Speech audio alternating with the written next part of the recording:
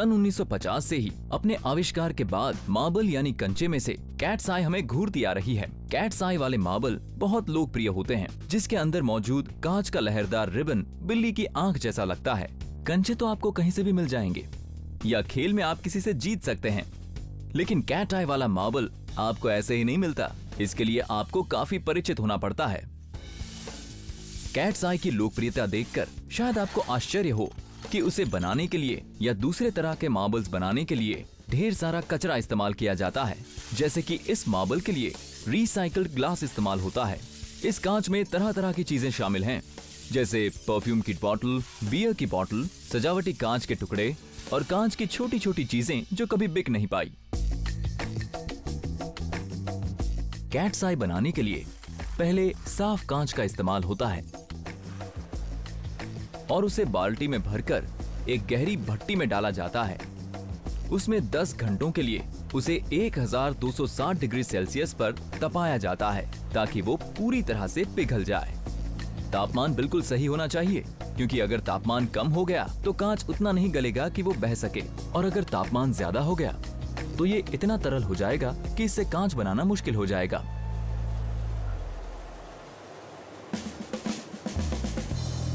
जब पारदर्शी कांच उचित तापमान में पूरी तरह से गल जाता है, उसके बाद ही कैट्स आई बनाने के लिए उसमें रंगीन कांच डाला जाता है। इस बैच के लिए सजावटी कांच के कुछ बेकार टुकड़ों का इस्तेमाल किया जाता है।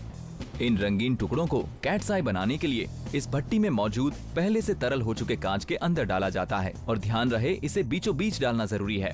नीला कांच उसके अंदर डालते ही तुरंत गल जाता है और उसे चीरता हुआ एकदम सीधी रेखा में नीचे उतर जाता है।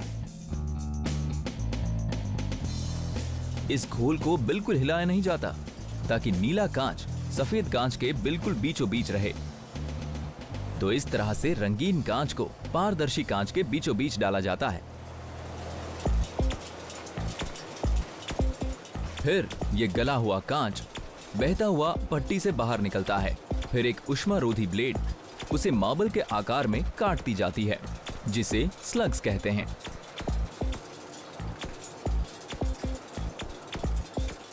ये स्लग्स लोहे के कपों में टपकते हैं, जो उन्हें बड़े बड़े कॉइल से बनी एक फॉर्मिंग मशीन में पहुंचा देते हैं। ये मशीन उन्हें घुमाकर मार्बल में बदलती है। हर स्लग 2 कॉइल के बीच के खांचों में गिरता है। उस खांचों में गिरकर स्लग बिल्कुल गोलाकार हो जाता है। मार्बल के लुढ़कने के बावजूद दोनों रंग एक दूसरे के साथ घुलते मिलते नहीं हैं, क्योंकि कांच बाहर से अंदर की तरफ ठंडा होता है। कांच के दोनों रंगों की बाहरी परत तुरंत ठंडी हो जाती है, जिससे वो एक दूसरे से अलग रहते हैं। लेकिन अभी भी कांच इतना तरल रहता है कि कॉइल के घूमने की वजह से पारदर्शी कांच के अंदर नीले कांच की लहर बनने लगती है, और इसी वजह से पारदर्शी कांच के अंदर कैट आई का पैटर्न बनने लगता है। जरा ध्यान से देखिए, कांच जैसे जैसे ठंडा होता जाता है, पारदर्शी कांच के अंदर बन रही कैट आई आपको साफ नजर आने लगती है। सिर्फ 60 सेकंड के लिए फॉर्मिंग मशीन में रहने पर मार्बल का तापमान पूरे 1000 डिग्री सेल्सियस कम हो जाता है।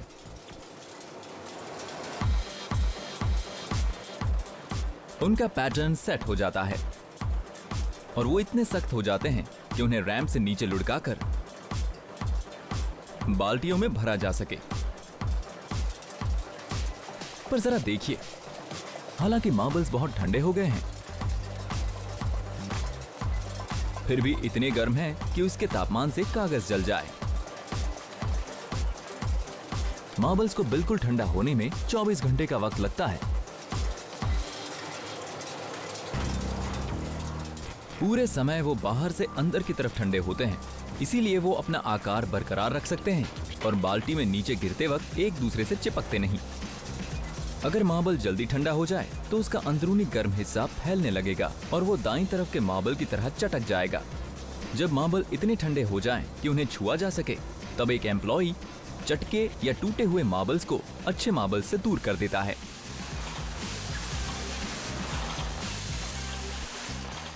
फिर नीली कैट्स आई वाले मार्बल को एक मशीन में डाला जाता है, जो बाकी रंग के मार्बल्स के साथ उन्हें पैक कर देती है, ताकि हर एक पैकेट में आपको अलग अलग रंग के मार्बल्स मिले। इस तरह सिर्फ 24 घंटे में कचरे में पड़ा कांच खूबसूरत कैट आइज में बदल जाता है।